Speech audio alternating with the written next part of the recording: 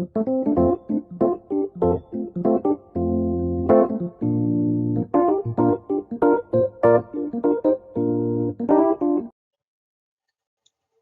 everyone, this is Ramalinga Prasad Kuppa. Welcome to my channel, Pharma World. Today's topic is initiation of voluntary recalls under 21 CFR Part 7 Subpart C. This guideline was developed by US FDA and published in March 2022 to help the pharmaceutical industry to initiate any recall pharmaceutical product for any adverse impact on the health safety of the consumers. It has detailed and comprehensive prescription to initiate a recall. Purpose: preparation of the firms in a distribution chain, including manufacturers and distributors, to establish recall initiation procedures to ensure timely identification of and response to product problems that might lead to a recall, and to promptly issue recall communications and press release or other public notices.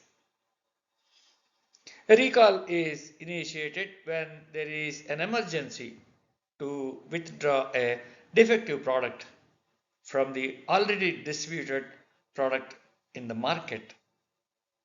Since the product under consideration is a pharmaceutical product and the adverse impact on the consumer is more, it is necessary to act on war footing within an optimum timeline before it is too late. The link between the manufacturer and the distributor and the retailer is very important. The manufacturer has the details of the product, batch number or numbers, quantity marketed, etc.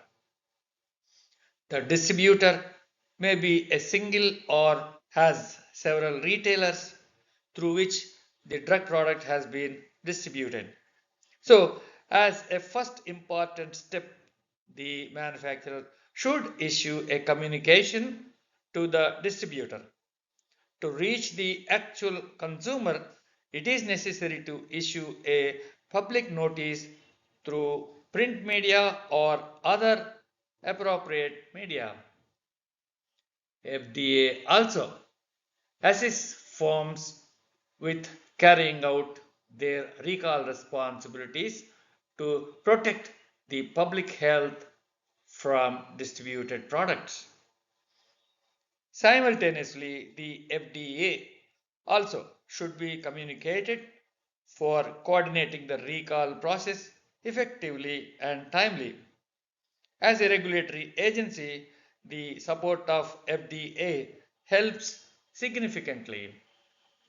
Recalls should be initiated when there is a adverse impact of the distributed product. So, when the product is defective and can have fatal consequences by using the drug, it is necessary to withdraw the product from the market soonest possible. Forward, a detailed written procedure to encompass all possible uncertainties during a recall should be in place. The procedure should contain detailed stepwise instructions for an effective recall. Identify appropriate personnel for a recall procedure. In the procedure, there should be detailed information on different tier responsibilities. The responsibilities should be focused. Some overlap of responsibilities may be accepted. Train the identified personnel on their responsibilities for an effective recall. Adequate training should be imparted on their clear responsibilities without any ambiguity and should be evaluated for their understanding on their prompt, effective responsibilities. Establish a recall communication plan including internal communication and statutory communication channels. So, necessary link should be provided to have internal communication and external communication channels. Identify any reporting requirements for distributed products, for food registry, FAR, etc. Certain problems may have to be communicated to FDA.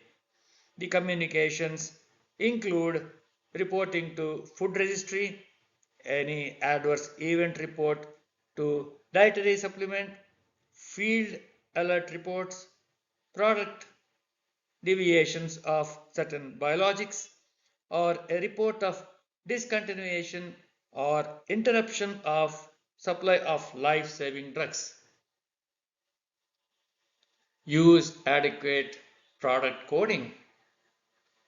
FDA defines a unique identity for individual prescription drug packages and cases as a code which will allow trading partners to easily trace drug packages as they move through the supply chain. It includes the product's lot number, expiration date, National Drug Code or NDC, and a serial number. The serial number is different from each package or case. This creates a unique identifier, human and machine readable, to enable the product tracing throughout the supply chain and enable all trading partners to better detect illegitimate products within the supply chain. Maintain distribution records to facilitate the location of products being recalled. So, detailed addresses, contact persons, etc.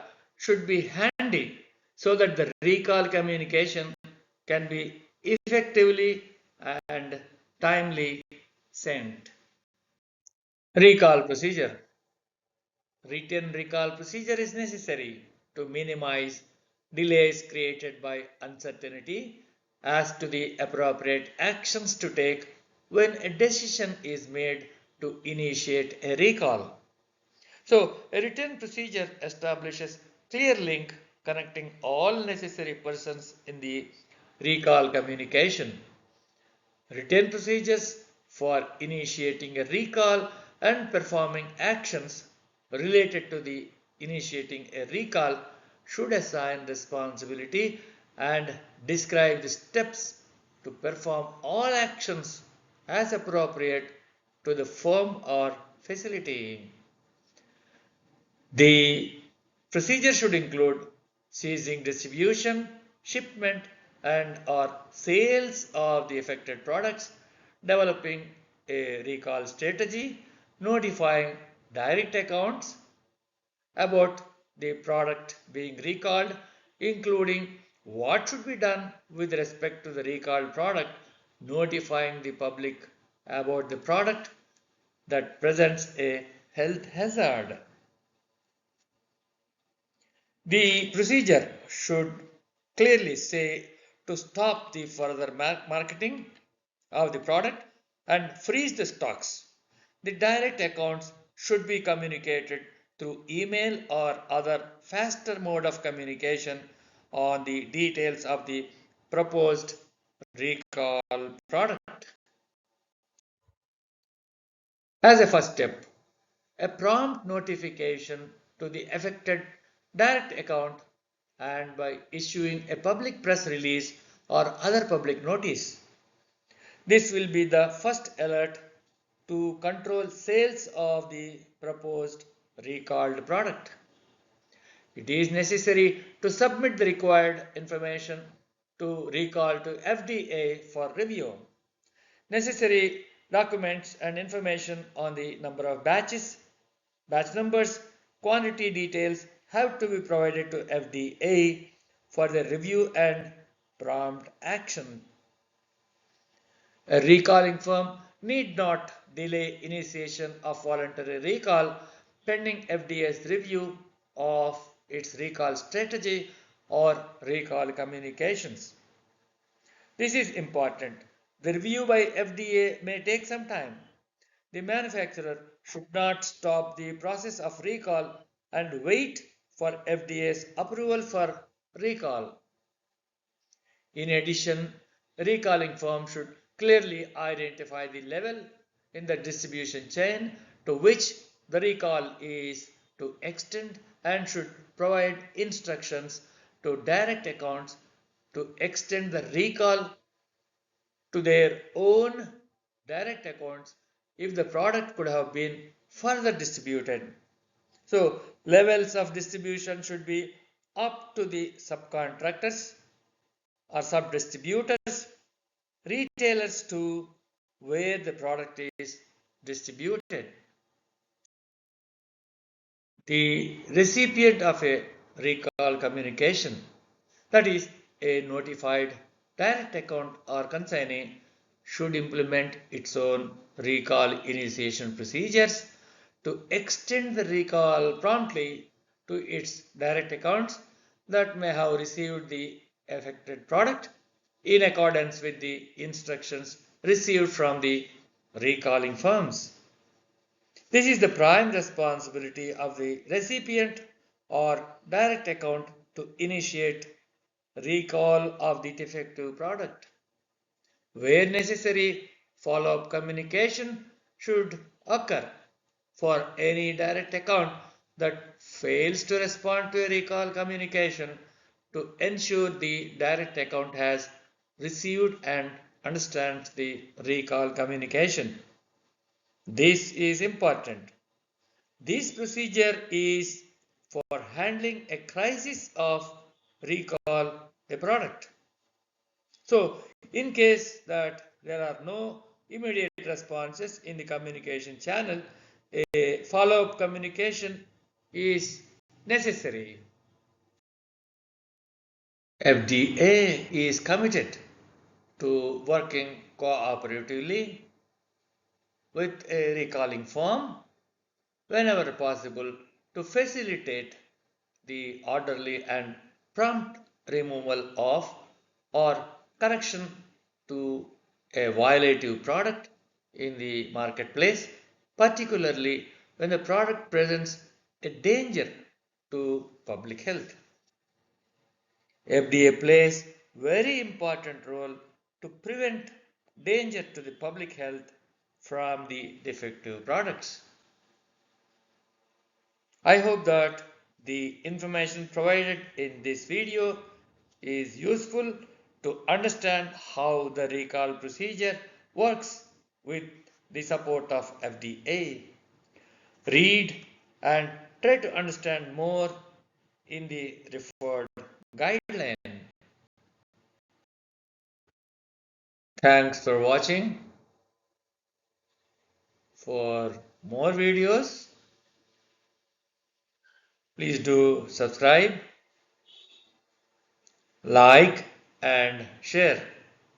Also, please leave a message in the comments box for any further support. Thank you.